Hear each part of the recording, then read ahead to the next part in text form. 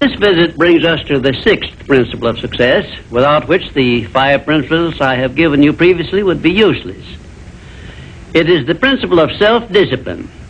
Self-discipline, as I am presenting it to you here, has reference not only to your mastery of negative habits, which stand in the way of your success, but more particularly to your development and enforcement of the positive habits you will need in order to avail yourself of the 6 assets you brought over with you in that sealed envelope I mentioned in our first visit.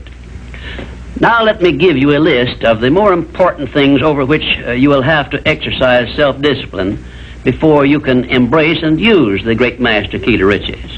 1, you will have to gain mastery over your tongue by acquiring the habit of thinking first and then speaking after you are sure that what you say will benefit you and not injure others. A loose tongue often is one's greatest liability. 2, you will have to exercise self-discipline in mastering the common tendency to strike back at those at whom you have a cause, real or imaginary, for a grievance. You must remember that everything you do to or for another, you do to or for yourself, because your every thought and every act which benefits or injures another person comes back to you in kind, greatly multiplied. So, if you feel that you must slander another person, do not speak it, but write it. Write it in the sands near the water's edge, then move away from it until the tides have flown. 3, you will have to exercise self-discipline over all of your emotions, particularly your emotions of love, hate, fear, and sex. These are the big 4 of your emotions, and they can make you or break you according to the extent of discipline you exercise over them. 4, your mental attitude needs discipline and control at all times. Lacking this discipline, it can, and it often does, drive away friends, destroy opportunities to get ahead, brings on physical and mental illness, develops stomach ulcers, and makes peace of mind impossible. 5, I have reserved the emotion of sex for special mention, because failure to exercise self-discipline over this emotion probably heads the list of all the causes of personal failure. The emotion of sex is the most powerful of all emotions, and it is nature's great creative instrument with which all species of living things are perpetuated. The proper means of self-discipline of the emotion of sex is transmutation, the control and direction of this great emotional feeling toward the attainment of worthy purposes, such as the fulfillment of one's major purpose in life. The great leaders, artists, orators, industrialists, and professional people have learned the art of sex transmutation through the proper system of self-discipline. Because of the delicacy of the subject of sex emotion, I am limited as to the information I can give you about it on this visit. But I have covered the subject much more in detail in some of my books. And 6, your stomach also needs discipline through the proper habits of dieting and fasting, because information on dieting and fasting should come from your own doctor. I will not go into details concerning them, except to call your attention to the need for knowledge on this subject. Personally, I attribute my sound physical health mainly to the habits of dieting and fasting which I have developed through the years.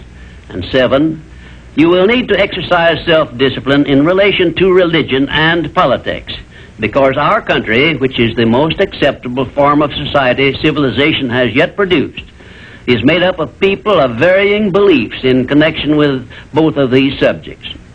To be happy and prosperous in our country, we must learn to live and to let live, to give others the privileges we ask and demand for ourselves. And this often calls for strict discipline over self. 8, but I have reserved until the last my reference to the most important circumstances over which you must exercise the strictest of self-discipline if you are to embrace and use the great master key to riches. I have reference to your profound privilege of taking possession of your own mind and directing it to whatever ends you may desire.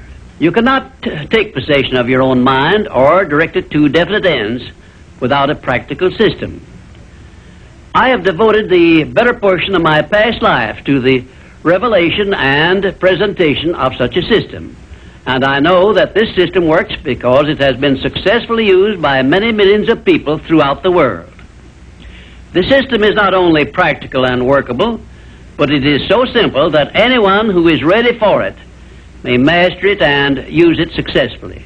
Its use does not call for a genius nor a great amount of formal education.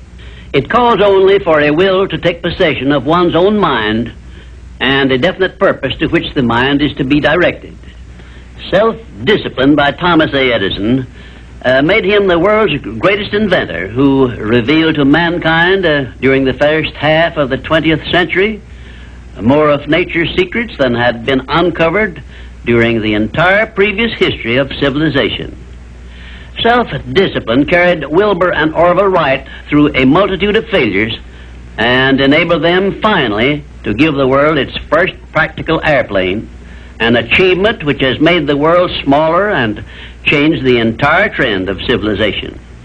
Self-discipline helped Helen Keller to triumph over deafness, blindness, and dumbness, a combination of afflictions such as most people never experience.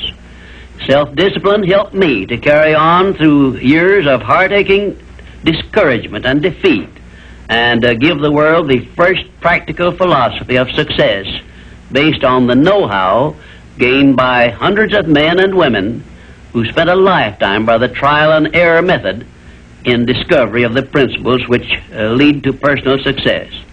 Self-discipline is among the top-ranking features of all the great religions, including, of course, the Christian faith.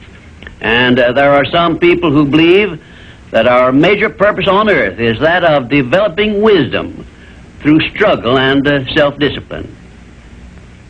One thing is certain: no one ever becomes very wise without the aid of self-discipline, and no one ever finds peace of mind and happiness without the strict exercise of self-discipline. Self-discipline is the only means of transmuting sorrow into faith. It is the only means by which we may transmute hatred of others into the milder emotion of sympathy for them. It is the only means by which we may reveal and profit by the seed of an equivalent benefit which comes with every adversity and every defeat. It is the only means by which we may shut out of our minds the deadly effects of past experiences of suffering and unpleasantness. And it is the means by which we may discover that other self we carry around with us, that self which has great capacity for belief and does not become influenced by failure and defeat. Self-discipline can give us freedom from the fear of death, the most difficult to master of all of our fears. It can free us from the disease of hypochondria, the fear of imaginary illness with which so many people suffer and sometimes die.